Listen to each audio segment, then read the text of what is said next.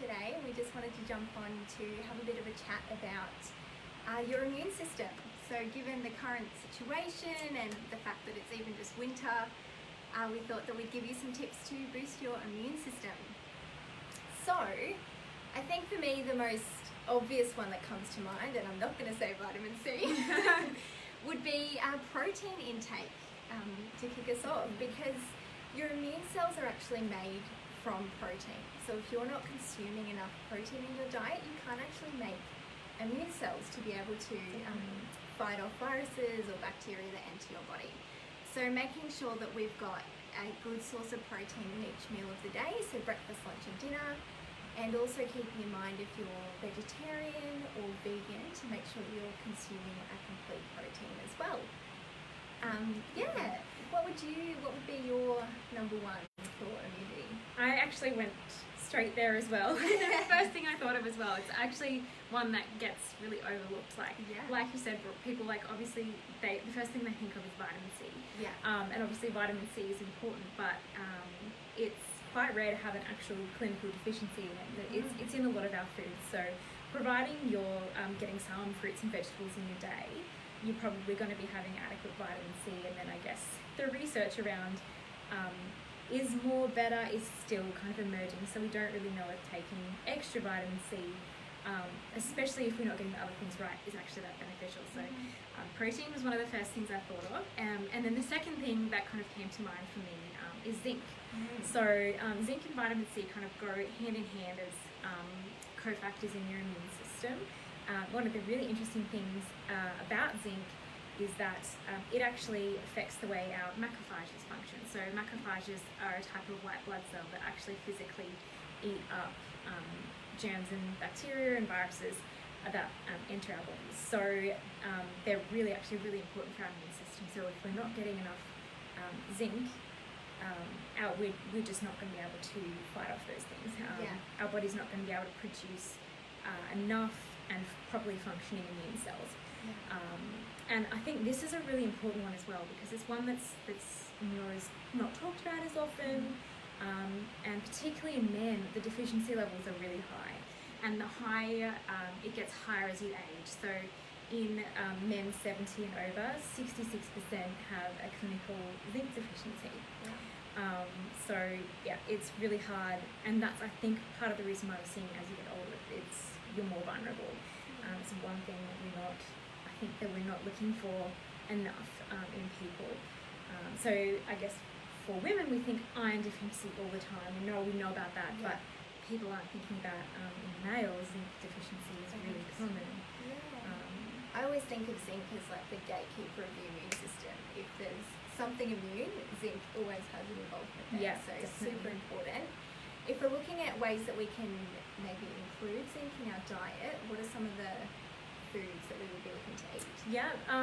Some of the common ones, red meat's one of the biggest ones in our Western diet, because it's animal products usually have that slightly more bioavailable version of zinc. However, red meats also contain iron, which can sometimes inhibit some of that absorption. So actually one of the highest form of sources of zinc is oysters. A bit fancy, isn't it? Yes. So I know a lot of people don't like those, but they actually contain nearly 700% of your daily requirements for a 100-gram serving of oysters. So even if you're having them on an occasion, that's really going to boost your zinc levels. Pumpkin seeds is a really good one for vegans and vegetarians, and that's something that you can easily add to your breakfast or blitz up into a bar or a ball of some kind. So they're a really good one as well. And even I would sometimes blitz them up and add them into like a bolognese, so you can use them in savoury dishes as well. So they're really good. But apart from that, other seafoods as well. So crab is the next highest after oysters. So again, very fancy. But I think one of the important things is looking at why that deficiency exists as well. And there's certain vulnerable populations who are more at risk of being zinc deficient. So one of them is anyone who's carrying H. pylori, which is a stomach parasite. And then also anyone who's taking prescription reflux medication, because what that does is it lowers the acidity of our stomach and chronically affects your zinc levels. Yeah, which is common for people to be on. It's a very common medication, and again, I often find that people can cause other deficiencies as well, and people aren't aware of that when they're starting that medication. So that's something to look into. So I would highly recommend if you're an older male, or if you're taking, if you have any sort of digestive issues, oftentimes that's the underlying cause is H. pylori. So I feel like if you're feeling like you're chronically not able to recover from things quickly, whether it's like a cut or a graze, or whether it's actually infection like a cold or that sort of thing, if you're finding that you're struggling with that, first looking into, are you getting enough sleep?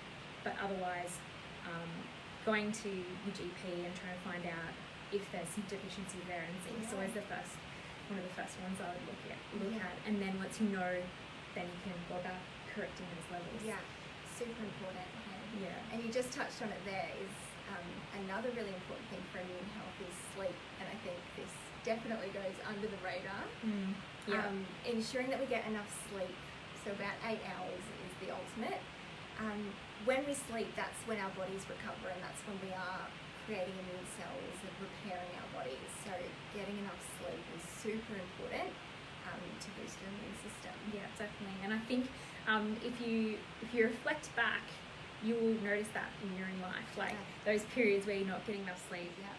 That's generally when you come down with something, and it's like that's that reminder to slow down and look at getting enough, and also quality sleep as well. I think when we're chronically stressed or trying to use caffeine to get ourselves through our day, and then we can't actually get into that restorative sleep as well.